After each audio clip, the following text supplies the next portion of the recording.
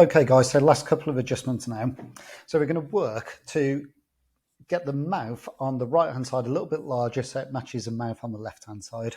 We're going to use the same skills, same tools as we've used before. We're going to start with the marquee tool, so the selection tool, the square made up of dotted lines on the left hand side.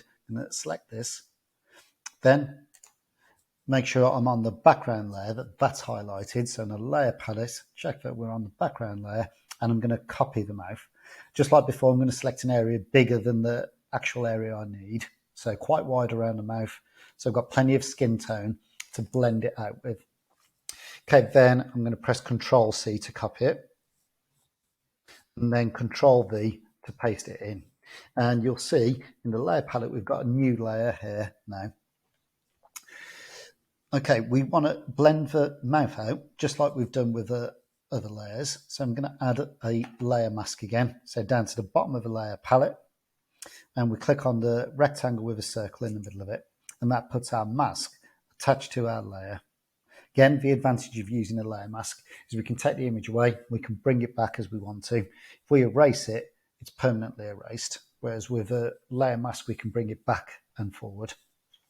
I'm going to turn off my other layers by clicking on the eye icon one at a time so that I can just see the mouth layer. Again, make sure I'm on the layer mask. I'm going to select the paintbrush tool.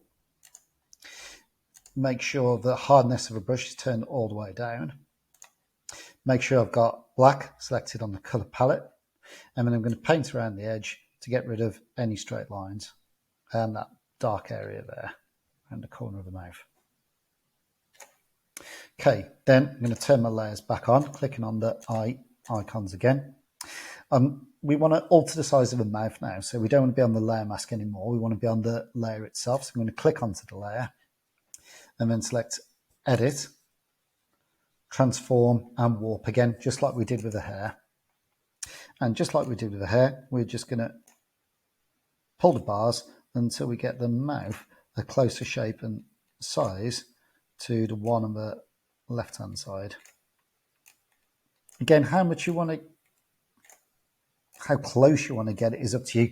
You don't want it too close because otherwise it will look like we've just got one face and we've not done any blending at all. When you're finished, press return and it will apply the transformation. Okay, so now we've got all our layers on. We're pretty happy with our edit. We're going to do a little bit of quality checking. So to do that, we're just going to turn off all of our layers again. So click on the eye icon, turn off all the layers so none of them are visible. And we're going to reinstate them one at a time and check that each one looks okay. So I'm going to turn on the top layer to begin with. Scroll down, which is the nose. Just check around the edge, make sure there's no straight lines or anything in these areas which I don't want to see on the final edit. I'm going to turn on the hair layer. Again, check around the outside, make sure there's nothing on there I don't want to see. I can see there's just like a little bit of white hair. So I'm going to use my brush tool. Oh. Step backwards, that wasn't on the layer mask. I'm going to make sure I'm on the right layer and on the layer mask. So on the mask, not the layer itself. Get rid of that little area there. And turn on the next portrait. Again, we're looking for any straight lines, anything that shouldn't be there. So it's pretty well blended. Then I'm going to click on my mouth layer. I might have to turn off some of these other ones just to check there's nothing that shouldn't be there. Turn those back on now and then click on my background layer. Okay, currently I think we've got a very successful edit. Everything seems really good. We've just got a little bit of a line here.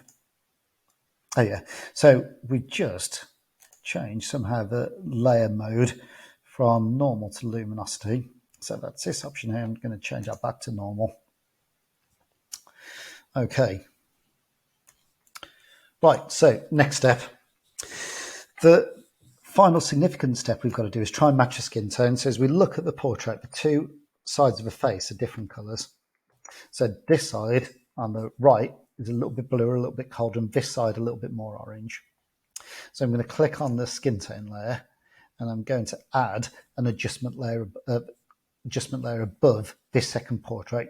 So we want to affect what happens to this portrait with just this layer. So I'm going to click on an adjustment layer and I'm going to use color balance. So that will allow me to balance the colors and get them a little bit closer. So whilst I'm zoomed in, I'm going to click down on this layer and onto its layer mask. And I'm going to press Alt, hold that down and drag the layer mask up onto my adjustment layer. And it will copy the layer. It will ask me, do you want to replace the layer mask? The answer is yes. And now I've got the same area showing on that layer mask as I have on this layer. So it won't affect the other side of the portrait. So if I change the colors quite dramatically now, what you should see, and click on the color balance layer, is it only affects that one side of the face. So the portrait's a little bit red, a little bit warm. So we're just going to add a little bit more blue, into, a little bit cyan into it, a little bit of blue into it, until the skin tone looks similar to the skin tone on the right.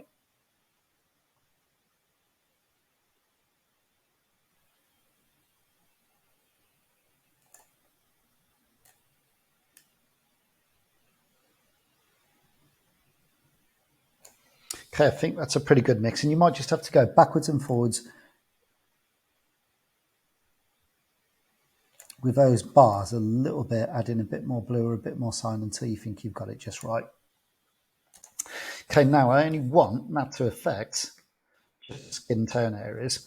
So again, I'm going to click on the layer mask and I'm going to paint on in black using a paintbrush tool, black paint, soft brush. Anywhere else I don't want it to have an effect. So anywhere else I don't want the colour to change. I'm just going to do this bit around the outside and the hair. So use a nice big tool. I don't want the hair to change colour.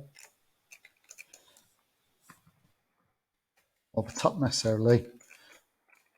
It's the skin areas. I'm going to zoom in, Control plus.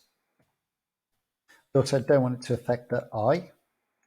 So I might put a bit of black on the eye, change the eye back to its original colour. And then Control minus zoom out and check we're happy with the edit. Okay, I think it's a really successful edit so far. The last thing we've got is a bit of a straight line here at the bottom where I'm hovering over with a brush tool at the moment. So you can see that just because the one image is smaller than the other, we've got a straight line here. So I'm going to use a crop tool from the left-hand side. I'm going to crop the image. I want to keep it even, and I don't want to change its scale or the proportion of it. So I'm going to hold down Shift, just like when we did Free Transform earlier, and just move the crop tool in a little bit on that side. The cropping looks pretty even down both sides between where the edge of the hair is and the edge of the frame, quite even around the top. We've lost that little bit of dress at the bottom, so I think that's about right. Again, press return and that will apply the crop to it. Okay, if you've got to this stage, guys, really well done. I'm just going to save the image and then I'm going to show you a couple of more advanced techniques. When you save your image, don't forget to File, Save As. Make sure you save it to the right area, to the right folder. So just make sure it's going to the right place. Give it an appropriate name, and you're going to need to save it as two file types. One, Photoshop, a PSD file, that'll be the default file. And then once you've done that, I'd save it as a JPEG file. We've done this a couple of times before, but just to recap. So save it as both. Okay, well done, guys.